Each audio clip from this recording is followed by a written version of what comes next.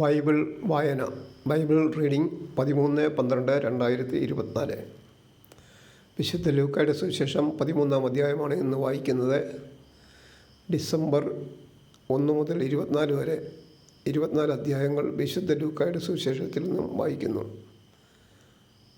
ഇന്ന് 13-12-2024 ഇന്ന് വായിക്കുന്നത് 13-ാം അധ്യായം.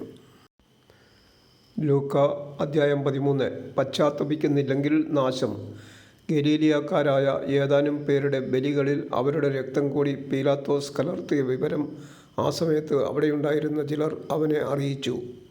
അവൻ ചോദിച്ചു, ഇവയെല്ലാം അനുഭവിച്ചതുകൊണ്ട് അവർ മറ്റെല്ലാ ഗലീലിയക്കാരെയും കൂടുതൽ പാപികളായിരുന്നു എന്ന് നിങ്ങൾ കരുതുന്നുവോ? അല്ല എന്ന് ഞാൻ പറയുന്നു. പശ്ചാത്തപിക്കുന്നില്ലെങ്കിൽ നിങ്ങളെല്ലാവരും അതുപോലെ നശിക്കും. അഥവാ സിലോഹായിലെ ഗോപുരം ഇടിഞ്ഞു വീണ് കൊല്ലപ്പെട്ട ആ 18 പേർ അന്ന് ജെറുസലേമിൽ വസിച്ചിരുന്ന എല്ലാവരെയും കുറ്റക്കാരായിരുന്നു എന്ന് നിങ്ങൾ വിചാരിക്കുന്നുവോ? അല്ല എന്ന് ഞാൻ പറയുന്നു. പശ്ചാത്തപിക്കുന്നില്ലെങ്കിൽ നിങ്ങളെല്ലാവരും അതുപോലെ നശിക്കും. ഫലം തരാത്ത അത്തിവൃക്ഷം. അവൻ ഈ ഉപമ പറഞ്ഞു. ഒരുവൻ മുന്തിരിത്തോട്ടത്തിൽ ഒരു അത്തിവൃക്ഷം നട്ടുപിടിപ്പിച്ചു. അതിൽ പഴമുണ്ടോ എന്ന് നോക്കാൻ അവൻ വന്നു, എന്നാൽ ഒന്നും കണ്ടില്ല. അപ്പോൾ അവൻ കൃഷിക്കാരനോട് പറഞ്ഞു, 3 വർഷമായി ഞാൻ ഈ അത്തിവൃക്ഷത്തിൽ നിന്ന് ഫലം അന്വേഷിച്ചു വരുന്നു, ഒന്നും കാണുന്നില്ല. അത് വെട്ടിക്കളയുക, എന്തിന് നിലം പാഴാക്കണം? കൃഷിക്കാരൻ അവനോട് പറഞ്ഞു, യജമാനനെ, ഈ വർഷം കൂടെ അത് നിൽക്കട്ടെ. ഞാൻ അതിൻ്റെ ചുവട് കിളച്ച് വളമിടാം. മേലിൽ അത് ഫലം നൽകിയേക്കാം. ഇല്ലെങ്കിൽ നീ അത് വെട്ടിക്കളഞ്ഞുകൊള്ളുക. കൂനുള്ള സ്ത്രീയെ സുഖപ്പെടുത്തുന്നു. ഒരു സാബത്തിൽ അവൻ ഒരു സിനഗോഗിൽ പഠിപ്പിച്ചുകൊണ്ടിരുന്നു. 18 വർഷമായി ഒരു ആത്മാവ് ബാധിച്ച് രോഗിണിയായി നിവർന്നു നിൽക്കാൻ സാധിക്കാത്ത വിധം കൂനിപ്പോയ ഒരുവൾ അവിടെയുണ്ടായിരുന്നു. യേശു അവളെ കണ്ടപ്പോൾ അടുത്ത് വിളിച്ചു പറഞ്ഞു, സ്ത്രീയെ, നിന്റെ രോഗത്തിൽ നിന്ന് നീ മോചിക്കപ്പെട്ടിരിക്കുന്നു. അവൻ അവളുടെ മേൽ കൈകൾ വെച്ച് തൽക്ഷണം അവൾ നിവർന്നു നിൽക്കുകയും ദൈവത്തെ സ്തുതിക്കുകയും ചെയ്തു. യേശു സാബത്തിൽ രോഗം സുഖപ്പെടുത്തിയതിൽ കോപിച്ച് സിനഗോഗ് അധികാരി ജനങ്ങളോട് പറഞ്ഞു, ജോലി ചെയ്യാവുന്ന 6 ദിവസങ്ങൾ ഉണ്ട്. ആ ദിവസങ്ങളിൽ വന്ന് രോഗശാന്തി നേടിക്കൊള്ളുക. സാബത്ത് ദിവസം പാടില്ല.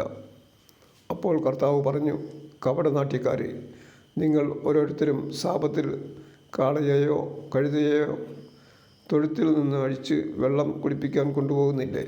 18 വർഷം സാത്താൻ ബന്ധിച്ചിട്ടിരുന്നവളായ അബ്രാഹത്തിൻ്റെ ഈ മകളെ സാബത്ത് ദിവസം അഴിച്ചുവിടേണ്ടതില്ലെന്നോ? ഇത് കേട്ട് അവൻ്റെ പ്രതിയോഗികളെല്ലാം ലജ്ജിതരായി. എന്നാൽ ജനക്കൂട്ടം മുഴുവൻ അവൻ ചെയ്തിരുന്ന മഹനീയ കൃത്യങ്ങളെക്കുറിച്ച് സന്തോഷിച്ചു. കടുകുമണിയും പുളിമാവും. അവൻ പറഞ്ഞു, ദൈവരാജ്യം എന്തിനോട് സദൃശ്യമാണ്? എന്തിനോട് ഞാൻ അതിനെ ഉപമിക്കും? അത് ഒരുവൻ്റെ തൻ്റെ തോട്ടത്തിൽ പാകിയ കടുകുമണിക്ക് സദൃശ്യമാണ്. അത് വളർന്നു മരമായി. ആകാശത്തിലെ പക്ഷികൾ അതിൻ്റെ ശാഖകളിൽ ചേക്കേറി. അവൻ വീണ്ടും പറഞ്ഞു, ദൈവരാജ്യത്തെ എന്തിനോടാണ് ഞാൻ ഉപമിക്കേണ്ടത്? ഒരു സ്ത്രീ 3 അളവ് മാവിൽ അത് മുഴുവൻ പുളിക്കുവോളം ചേർത്ത് വെച്ച പുളിപ്പൂ പോലെയാണത്.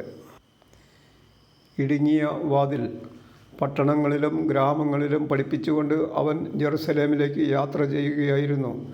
ഒരുവൻ അവനോട് ചോദിച്ചു, കർത്താവേ, രക്ഷ പ്രാപിക്കുന്നവർ ചുരുക്കമാണോ? അവൻ അവരോട് പറഞ്ഞു, ഇടുങ്ങിയ വാതിലിലൂടെ പ്രവേശിക്കുവാൻ പരിശ്രമിക്കുവിൻ.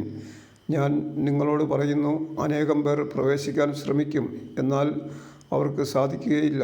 വീട്ടുടമസ്ഥൻ എഴുന്നേറ്റ് വാതിൽ അടച്ചു കഴിഞ്ഞാൽ പിന്നെ നിങ്ങൾ പുറത്തു നിന്ന്, കർത്താവേ, ഞങ്ങൾക്ക് തുറന്നു തരണമേ എന്ന് പറഞ്ഞ് വാതിൽക്കൽ മുട്ടാൻ തുടങ്ങും. അപ്പോൾ അവൻ നിങ്ങളോട് പറയും, നിങ്ങൾ എവിടെ നിന്നാണെന്ന് ഞാൻ അറിയുന്നില്ല. അപ്പോൾ നിങ്ങൾ പറയും, നിന്റെ സാന്നിധ്യത്തിൽ ഞങ്ങൾ ഭക്ഷിക്കുകയും പാനം ചെയ്യുകയും ഞങ്ങളുടെ തെരുവുകളിൽ നീ പഠിപ്പിക്കുകയും ചെയ്തിട്ടുണ്ട്. എന്നാൽ അവൻ പറയും, നിങ്ങൾ എവിടെ നിന്നാണെന്ന് ഞാൻ അറിയുന്നില്ല. അനീതി പ്രവർത്തിക്കുന്ന നിങ്ങൾ എന്നിൽ നിന്ന് അകന്നു പോകുവിൻ. അബ്രാഹവും ഇസഹാക്കും യാക്കോബും സകല പ്രവാചകന്മാരും ദൈവരാജ്യത്തിൽ ഇരിക്കുന്നതായും നിങ്ങൾ പുറന്തള്ളപ്പെട്ടതായും കാണുമ്പോൾ നിങ്ങൾ വിലപിക്കുകയും പല്ലിറുമുകയും ചെയ്യും. കിഴക്ക് നിന്നും പടിഞ്ഞാറ് നിന്നും വടക്ക് നിന്നും തെക്ക് നിന്നും ജനങ്ങൾ വന്ന് ദൈവരാജ്യത്തിൽ വിരുന്നിനിരിക്കും. അപ്പോൾ മുൻപന്മാരാകുന്ന പിൻപന്മാരും പിൻപന്മാരാകുന്ന മുൻപന്മാരും ഉണ്ടായിരിക്കും. ജെറുസലേമിനെക്കുറിച്ചുള്ള വിലാപം. അപ്പോൾ തന്നെ ചില ഫരിസേയർ വന്ന് അവനോട് പറഞ്ഞു, ഇവിടെ നിന്നും പോവുക, ഹെറോദേസ് നിന്നെ കൊല്ലാൻ ഒരുങ്ങുന്നു. അവൻ പറഞ്ഞു, നിങ്ങൾ പോയി ആ കുറുക്കനോട് പറയുവിൻ, ഞാൻ ഇന്നും നാളെയും പിശാചുക്കളെ പുറത്താക്കുകയും രോഗശാന്തി നൽകുകയും ചെയ്യും. 3-ാം ദിവസം എൻ്റെ ദൗത്യം ഞാൻ പൂർത്തിയാക്കിയിരിക്കും.